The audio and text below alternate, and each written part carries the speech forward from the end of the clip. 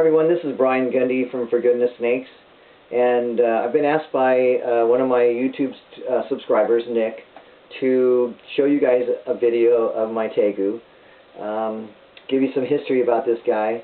I purchased him about 1.5 years ago from a pet shop in New York called Reptiles Gone Wild. Had him shipped out here. When I got him, this was one of the meanest lizards I had ever seen in my life. This lizard, almost said snake, you couldn't get near him. He'd hiss at you.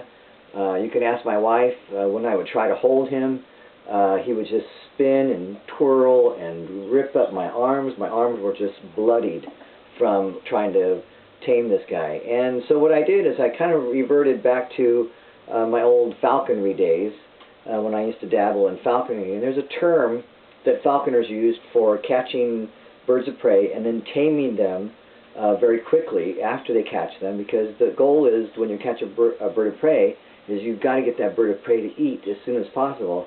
Otherwise it'll starve. The metabolism is really fast. You've got to get that bird to eat. So the goal when you're catching a bird of prey is to get that bird to tame down as quick as possible. And the term is called manning. And so what you do when you catch these birds of prey is you spend a huge amount of time initially with the bird to basically teach the bird that you are not a threat to the bird. And eventually the bird will calm down and begin to feed and begin to eat, and then life is beautiful. So what I did is I incorporated that logic into basically manning this guy. So I decided one day that I would literally spend 5 hours with this guy non-stop, just touching him and holding him and talking to him. And at first he didn't like it, and you could tell that I was just bugging him, and he was ticked off and hissing at me and trying. I don't know. I wouldn't say he tried to bite me, but he was definitely not anywhere near what he is now. Anyway, through the course of time, just continued to do that and spent more time with him.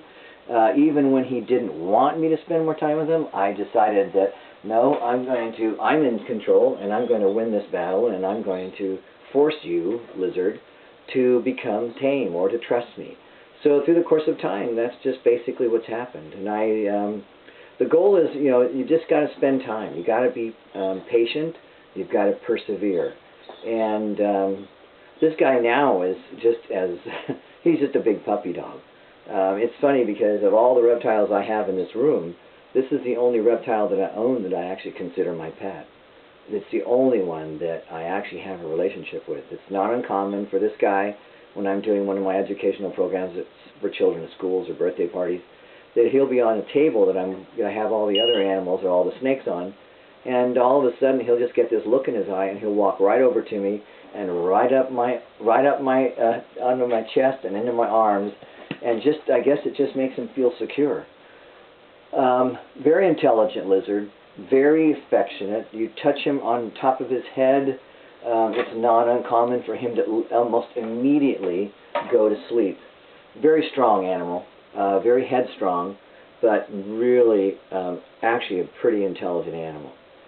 I feed him about 2 or 3 times a week. I offer him food at least twice a week. Water. I don't have water in his cage constantly.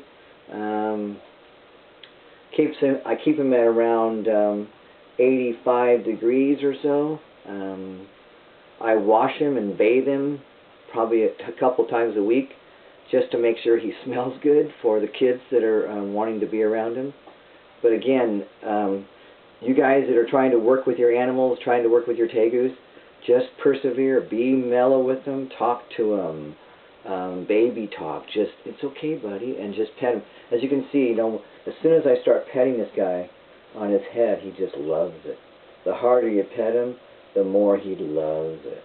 He'll actually go to sleep